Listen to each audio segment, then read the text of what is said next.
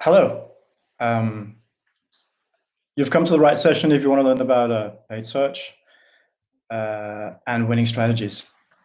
We have about 45 minutes together, and I wouldn't mind if you went into the chat and actually said what your name is and where you're logging in from.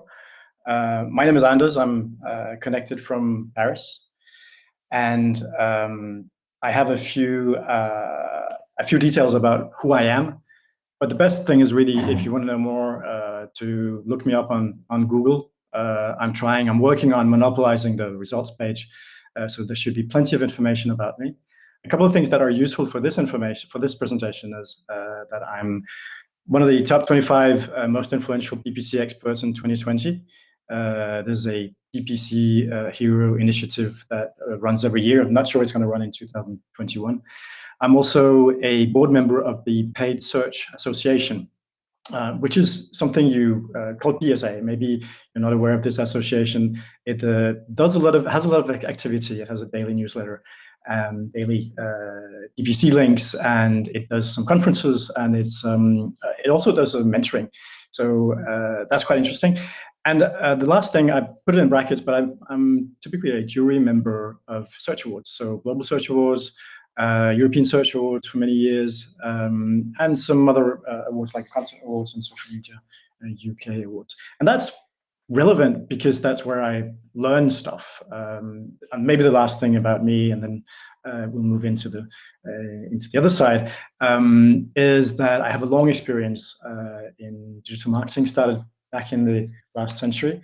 My path, I've been through startups, built my own agencies, and also been part of bigger groups. But who are you? I set up a couple of polls in the system to ask you whether you are Google Ads certified, whether you're Facebook Blueprint certified, whether you have an Amazon sponsored ad certification, whether you passed Google Analytics certification as well, once or recently. And finally, whether you have some knowledge of SEO. Basically, it would really be useful if you put in the answers there, so that I can gauge more or less what your level of knowledge is. And the last thing is, well, are we connected on LinkedIn? Maybe that could be interesting. Don't hesitate to look me up. Right, so that is in the poll on the right for me. We have some 50-60% Google Ads certification. I don't know if you can see the results. Actually, you have more polls there, so don't hesitate to answer them. Okay, that's good. Let's move on. Do you know that how many grains of rice you would get if you put 1 grain on the first square of a chessboard, 2 on the second, 4 on the third, and double every single time? This is sort of a story I sometimes tell. The result is quite amazing, and it's of course the power of 2. So the answer to this question is 2 to the power of 64, which is something like 16 billion combinations. And why is this relevant? Well, because paid search has evolved, and all digital marketing has evolved over the years. So I have that advantage of having started really, really early. In the early days, we maybe work with 100 keywords, 10 different ads, and 5 landing pages. So the whole sort of spectrum of variables in that setting was 5,000, and you could work with Excel sheets. Today, we're looking at, let's say we work with another 100 keywords, and suddenly we have ad extensions. So maybe our ad universe is multiplied to 50 variations. Still working with 5 landing pages. Maybe we have 4 devices, and then you have 10 audiences, and suddenly you're up to 1 million combinations. That's sort of the complexity of paid search today, and actually most of digital marketing goes in that direction. So the answers to that complexity challenge are twofold. Well, there's automation and AI, which is better when you embrace it and try to optimize what you can do with it. And the other one is the strategic direction that you put into it. And that's actually the most important thing that I'm going to be talking about today. So what I've been doing over the past 3 years, since 3.5, 4 years since I started my the Innovo company, was to try to look into what the most advanced digital marketers are doing. I mentioned the search awards. I see a lot of case studies, and I'm always marveled by the quality of the winning case studies. There are four distinctive things that I sort of extract from all of this, and we're going to see them as conclusions at the end. But firstly, how do we go about uncovering hidden truths? I build a process, sort of methodology. Inspiration comes from search awards. A lot of exchanges on conferences. Well, there haven't been a lot over the past year, but that is a place to learn and to exchange. Then some analysis and some deep insights coming out of it. The analysis and deep insights come out of expert interviews from the conferences, but also from all of these award entries. And then I've done specific surveys for to dive deep into what the winning agencies are actually doing and looking at some case studies. So the result of this has been 4 reports that have come out over the past 4 years. Major Trends in Paid Search was the first one. Paid Search Strategies in 2019, which is a lot of the information that we're talking about today comes from this report. Marketing on Amazon 2020, and then digital marketing in a VUCA world later in 2020, which has sort of the second part of things that we see today. Right. So the strategic foundation for these paid search strategies that we're going to be looking at, one of them is right here. I think you know the funnel. I think you probably work with this on an ongoing basis. It's the simplified version. The original one comes from 1898. So basically, it's been around and it's been tested and it's been tried, and some people say it's obsolete. I tend to reduce it and to these 4 different stages. So awareness, concentration, conversion. I think a lot of people actually do that. And then there's the loyalty factor to add to this. So some of the questions that we've asked in these surveys is how important is it for your team? And these are the typically winning agencies of search awards. How important is it for your team to understand the end user journey? We have a fairly high average of some 65% who consider this important. I wrote an article about it that you can read on my blog. But in real life, campaigns actually only have 2 stages most of the time. There's a qualification stage, qualify an audience, and then there's a conversion stage. And this is because it's really difficult to make these things actually connect.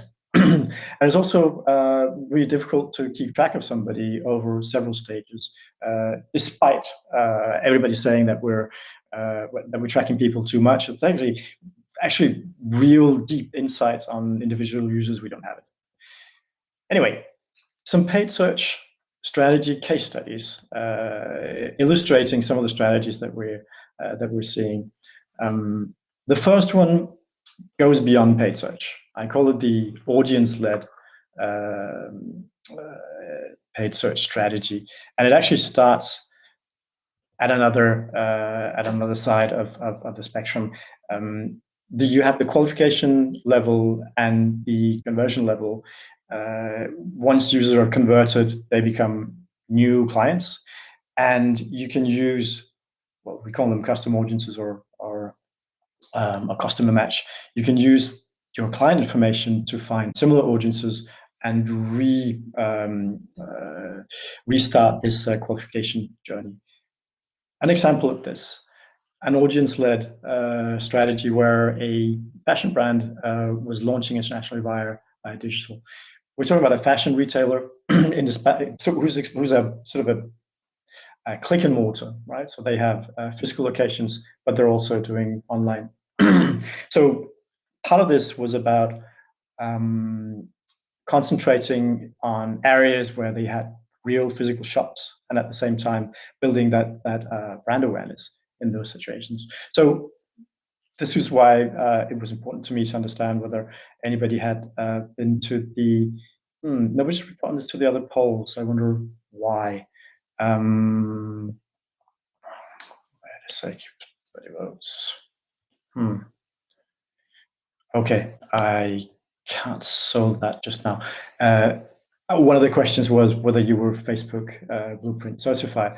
Facebook there are certain Facebook campaigns called reach and frequency that are massive campaigns. Facebook works really well when you have large audiences. So this video campaign was targeted to similar audiences in specific metropolitan areas. It was meant to build brand recognition, and it was also on the back of this this campaign, a derived audience was created. So basically, you're reaching out to qualify, and then what you get on the back of that is a derived audience. You can do the same thing. I believe you can do the same thing in YouTube in the exact same manner. When you have this derived audience, you can target other campaigns to this, and you can add in Google Ads. So when you have other campaigns that sort of into this, you can have it passed by your website, and there you can retarget to these people. So you've got a sort of a complex setup of several stages, and it worked really well. So that was our first case study and our first type of strategy. These are really powerful, especially for fashion and for brand driven sectors. A second type of approach I call the data-driven strategy. You still see the two stages of qualification and conversion.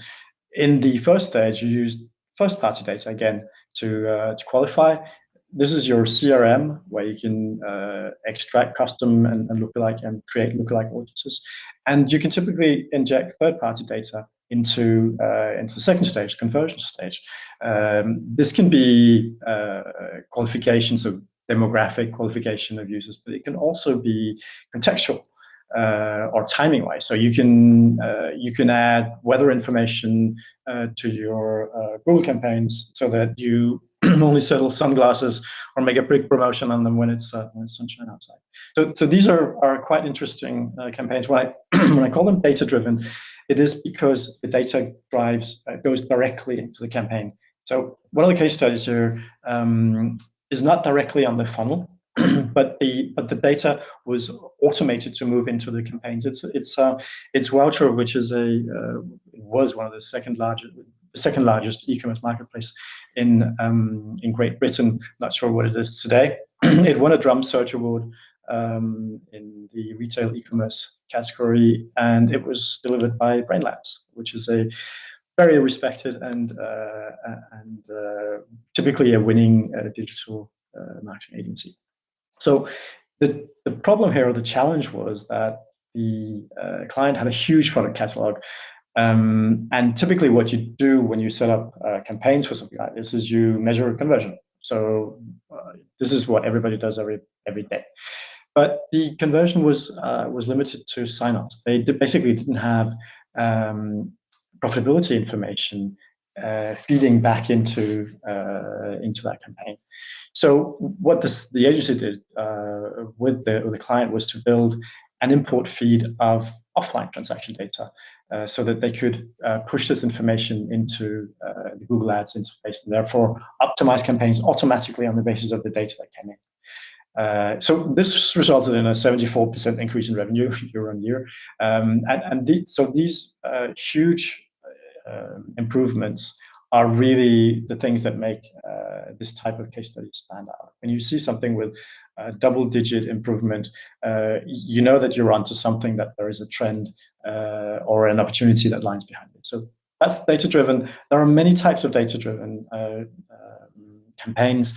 I've seen some automated data extraction from one media channel that would optimize for a second media channel. Unlimited opportunities there, and I've seen some great case studies there as well. So the third type of strategy, I call it search and shopping.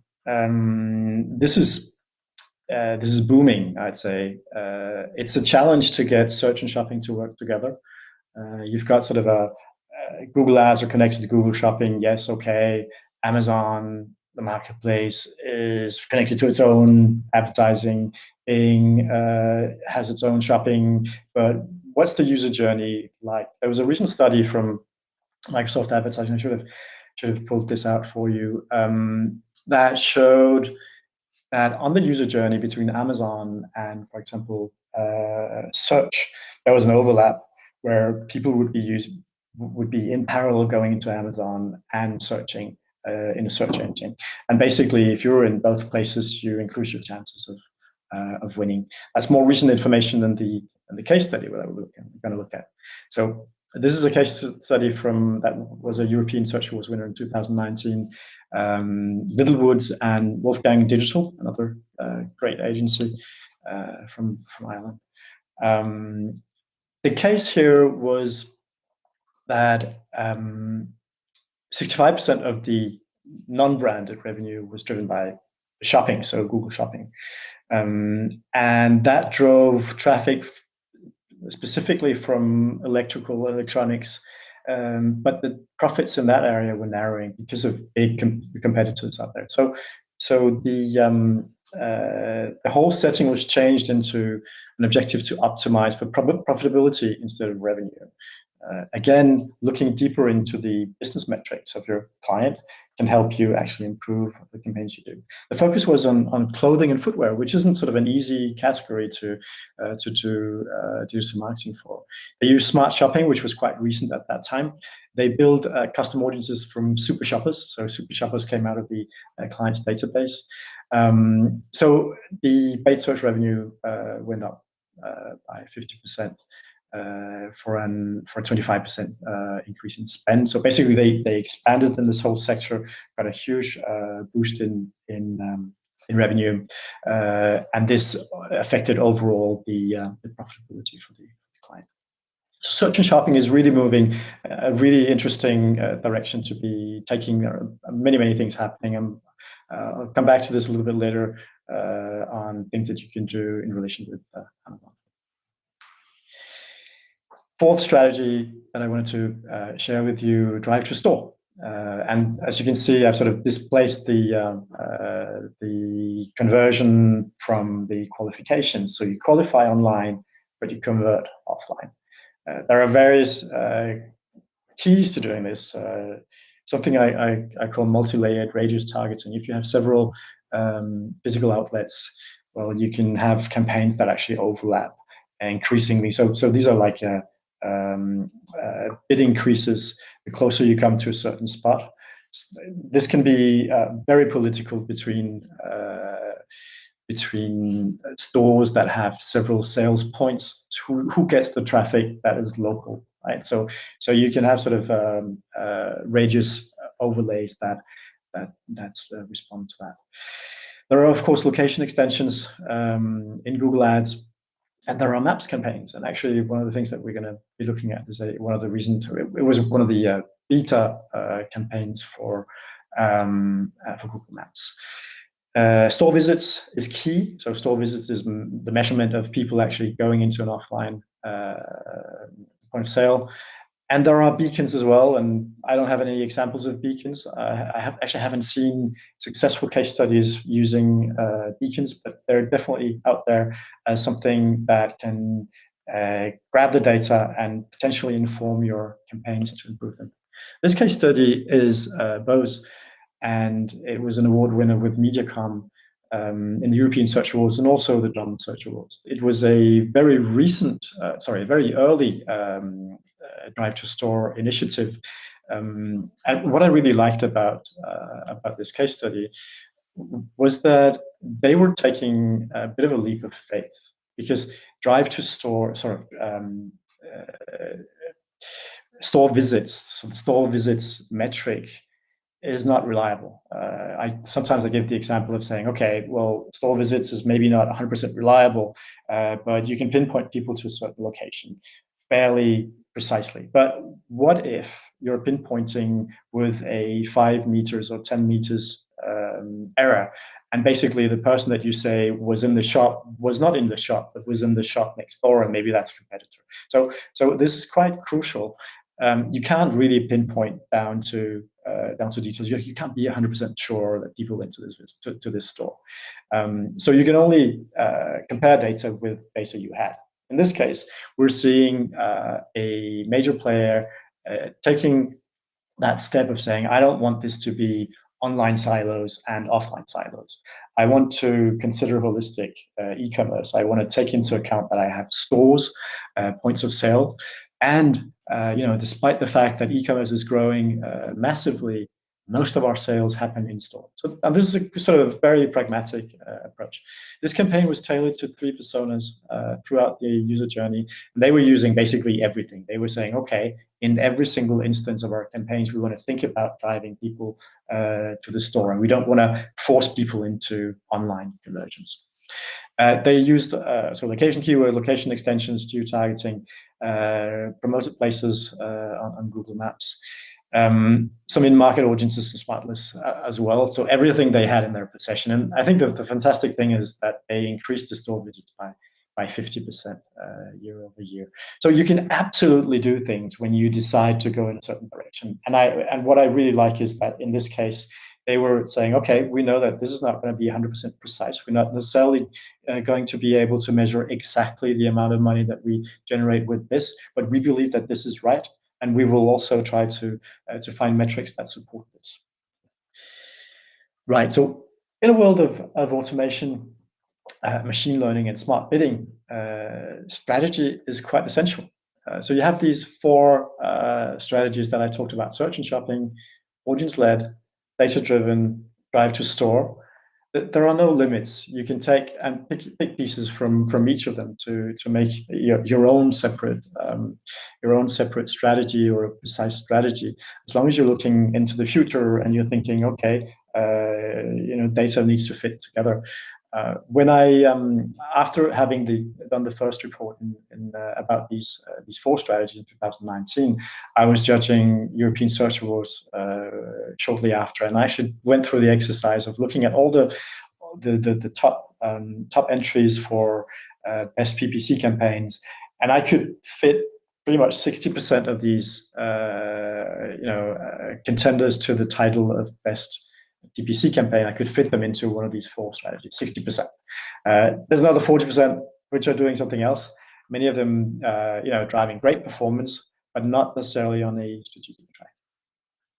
Some emerging strategies, and so 2019 is a long time ago, especially in the world of the internet. So I wanted to share with you some emerging strategies that I don't have I don't have award-winning. I don't have any award-winning case studies for them, but I wanted to share a couple of things because these are absolutely emerging strategies and are interesting to look at. I wrote an article about the paid search strategies that work out in 2021. You can find it on this URL there, and I want to show you a little bit more about an interesting drive to Amazon strategy. And this is actually something I worked on myself. So the start scenario for this client is a deficient performance strategy. So spanning 2 conversion channels. Again, to go back to the search and shopping campaign that I mentioned earlier, search and shopping strategy. You have this Amazon universe on one hand, and then you have the outside of Amazon, the website, which has its own e-commerce, sometimes Shopify, sometimes something else. And then you have campaigns from Amazon that drive to Amazon, and then you have campaigns for the website that drive to the website. Okay. Now, typically what you see when you compare these channels, and you have insight into both of them, and shout out if you've seen the opposite. I don't think you have. Typically what you see is the Amazon conversion is much higher. We're talking typically double. So for the same amount of users that go through one channel and the other channel, one is converting twice as much. So the start scenario here was to say, okay, as people convert better on Amazon, how about we stop sending Google ads traffic and Facebook ads traffic to the website and rather send them into the Amazon shop.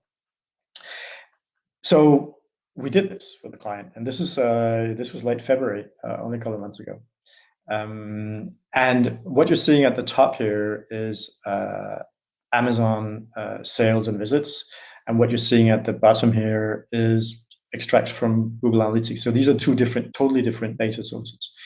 I made these dotted lines on top of them basically to make it to show the trends, and you can almost not see the data because of them. I'm sorry about that. But we deployed the strategy, directed all the traffic basically into Amazon, and The very, very disappointing things that happen when you do that is that it is really difficult to measure.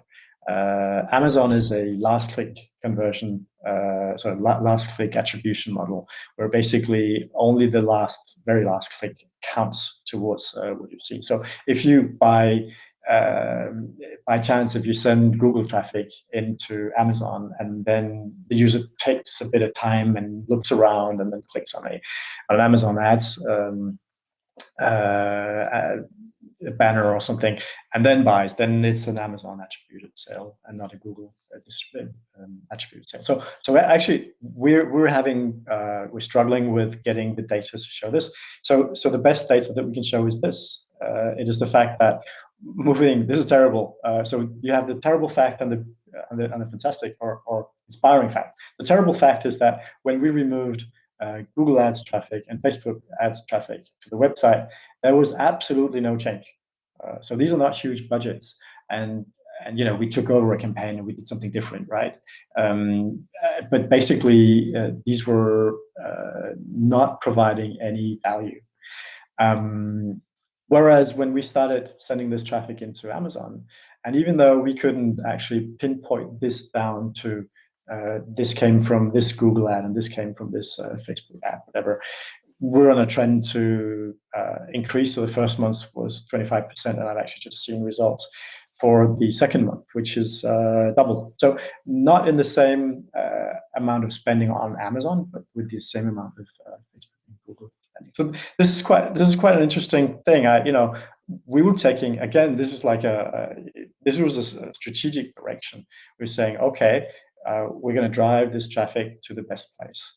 And we believe it's going to improve things. It did. We're still working on the metrics to be able to show this. So there's a drive to Amazon approach. It's quite interesting. We're actually also working on things that are a tad bit more complex, where we're looking at the full conversion system of a Shopify on one hand, Amazon on the other hand, campaigns that go into one, campaigns that go into the other, and how we can optimize the setting. Amazon, when you're on the marketplace, will actually themselves do ads for your category and send that into Amazon. So it's a complex system that we want to get the best out of. An example of holistic search. So holistic search, when I say holistic search, this was funny. Only last week or something, another of the big award winners that I often run into, Merkel, launched a total track called, I think they call it Total Search or something, where they're taking together paid search and SEO in one process. This is best practice. This is something that we've looked at since 2018. We have seen people who tend to do this are very strong believers of an improved results. It's very difficult to show that the results are better, but when you take SEO and paid search and work together on them, you have some synergy effects, and you have some cost effects as well. So basically, you can reduce some of the costs. You can have a more full view of things. You can combine keyword research together. You can strategically decide where you place the cursor on what's going to be paid and what's going to be SEO. A very simple example. So taking this down to small business, I want to give an example of something that for me is a great little trick for holistic search. So say that you're doing SEO. So first you look at user interest, you work on keywords, you work on content, on user flows. Later on, you build more traffic, you build your authority, you increase engagement, more backlinks, and you optimize the whole setting. Now, once you've done that, well, you try to convert, right? So you're building up traffic and trying to convert. Now, you can add sort of a step there, an accelerator into this by looking holistically at this whole thing. Basically, when you're building up your traffic, you can build audience lists on the back of Google Analytics tags. And you can then retarget this traffic on paid search. So you're retargeting very specific audiences. This gives you a known context, gives you very low CPCs and high CTRs. And basically, you're boosting the whole system. So SEO plus PPC is a fantastic mix, and you can do things with it. I think it's coming in the future. Right. This takes us down to some of the some of the conclusions that I wanted to insist on here at the end. What are the best digital marketers doing that maybe you are not? The first dimension for this is insight. And I don't think I can't really insist enough on this. The advanced digital marketers research the user journey. So we saw this at the beginning. When we asked them how many, find this really important, 65% of them were, and many of them were saying 100%. We absolutely need to understand the user, who they are, and the journey that they go through in order to build campaigns that we can then map against this user journey. The other insight they're looking for is to understand how multiple channels work together. So the advanced digital marketer is looking well beyond search, is totally engaged on Amazon, is trying to build things holistically, like the example of SEO plus PPC, also the example of building audiences on Facebook and driving them to conversion, for example, on Google. So insight is one of the big things here. The second big thing is the use of data. So the advanced digital marketer uses data to inform strategy in various ways, not just on the insight, but they build personas and they deploy these audience-led or data-driven drive-to-store campaigns. They've practically all embraced automation and machine learning. When we compare results from 2018 with analysis in 2020, we were asking the same question in two different surveys to award winners at those two stages. This question was, to what extent are you using smart bidding in your campaigns? And the proportion went from something like 25 to 65% over 2 years. So there's a massive increase in the adoption of machine learning solutions among the most advanced. So please don't push this away. Please don't jump into it and think that that's going to be the full solution. But definitely embrace machine learning to the best of their usage and try it out. The third dimension is innovation. And I think this is probably the most fascinating thing. I used to always ask to be a judge on the innovation category for the European Search Awards, because that's where you see people that really do this. So thinking out of the box, testing all the time, being early adopters. All of these leading digital agencies are spending a lot of time with the media owners, so with Google, or with Facebook, or with Microsoft advertising, and they're very keen to get into beta testing of new functionality, new options that come out. So being an advanced digital marketer is thinking out of the box, testing all the time, being an early adopter of new approaches and techniques. And finally, and perhaps the most important thing, adaptation. The digital market has become used to constant change. So I started out at the beginning of this presentation talking about the level of complexity in campaigns. So, and I also said to you, 10 years ago, you could manage the spectrum of data, the number of variables, you could manage them in Excel. And today, that is out of your hands. It is what is called BigQuery. It is massive data amounts, data lakes. It is changing from a rules-based approach to data science.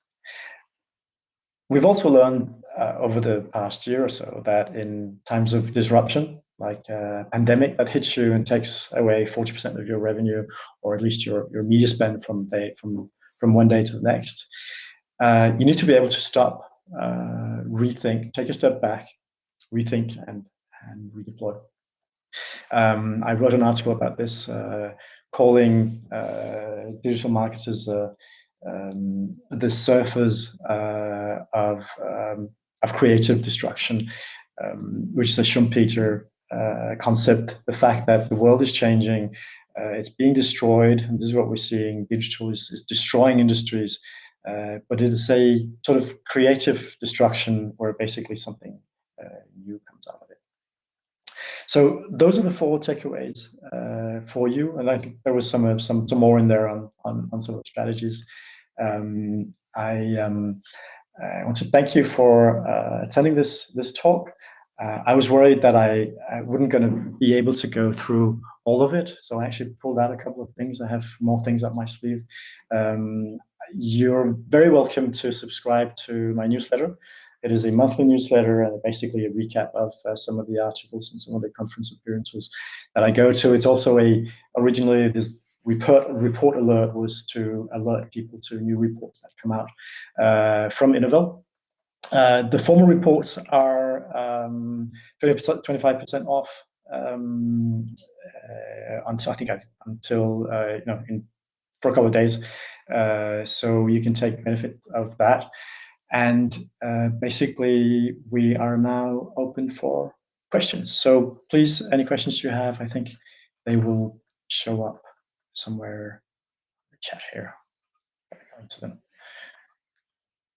But I have no questions.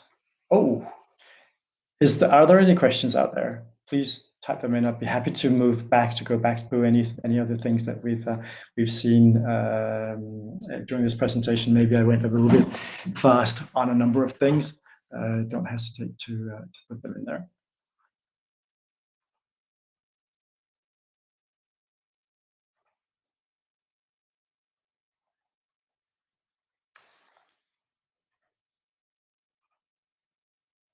Public chat, maybe. You're very shy today.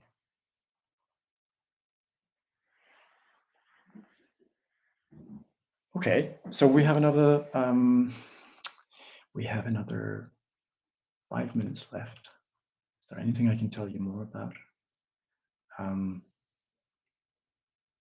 Oh, here's one. What do you think is the best strategy for a service-based company? Is this an online service? No, this is an offline service company, service-based company.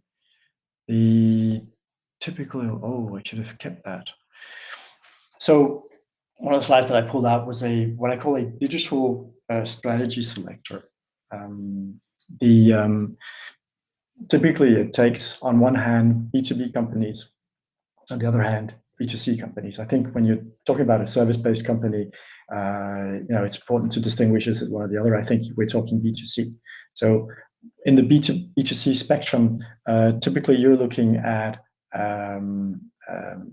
many users. You're looking at probably building a brand and probably building an ongoing subscription-based type of approach.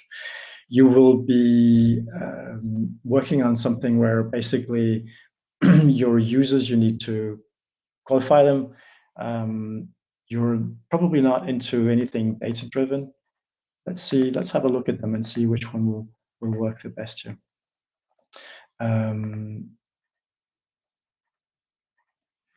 Audience-led.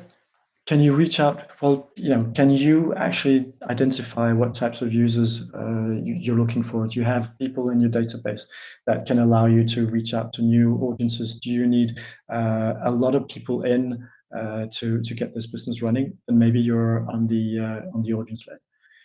Data-driven is probably more complex for a service-based company.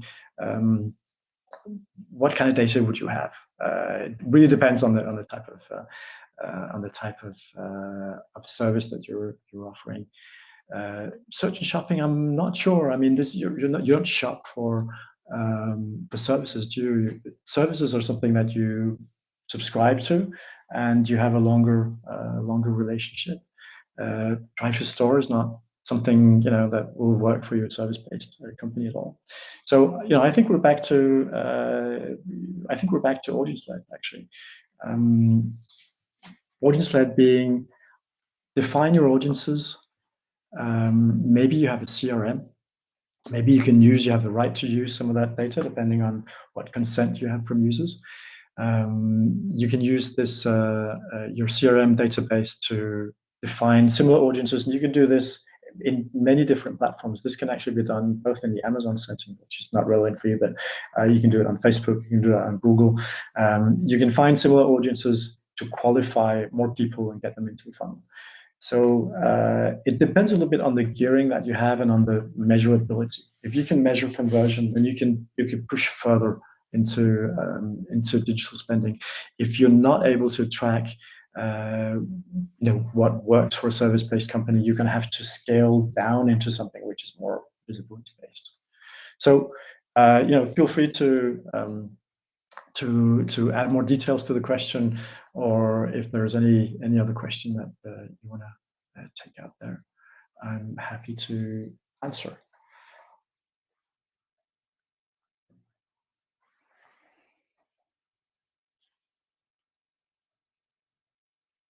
Another question, maybe? Okay, let's look into what we can see in the polls. So 60%, 59% had a Google Ads certification, but I don't see the other questions here. Yeah.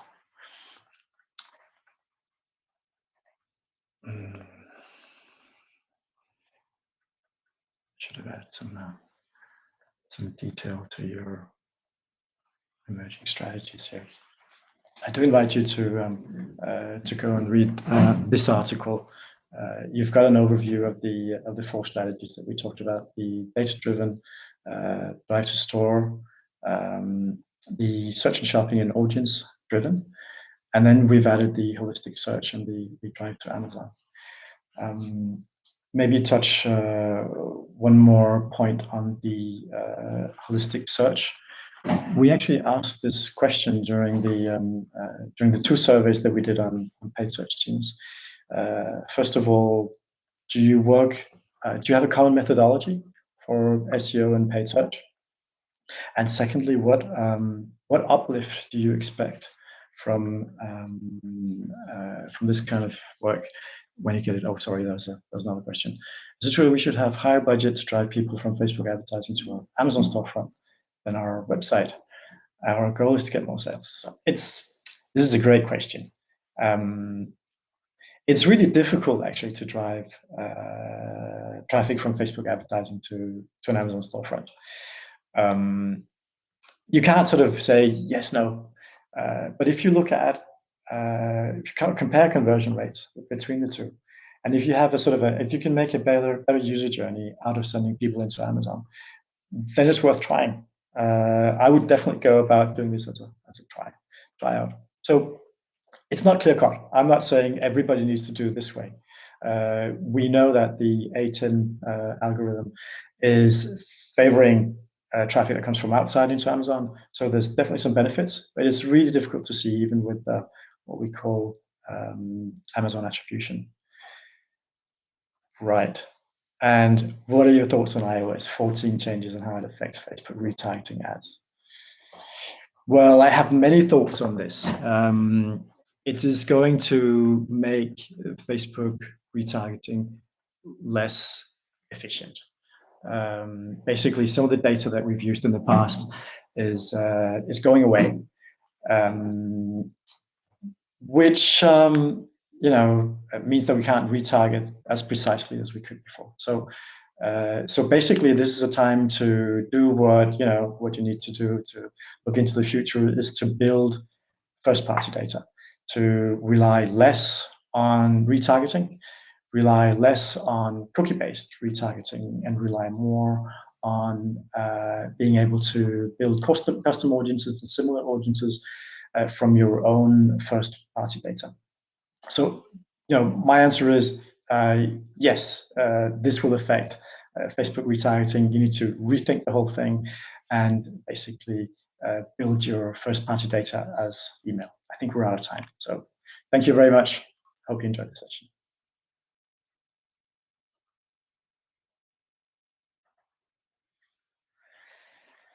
Right. Thank you.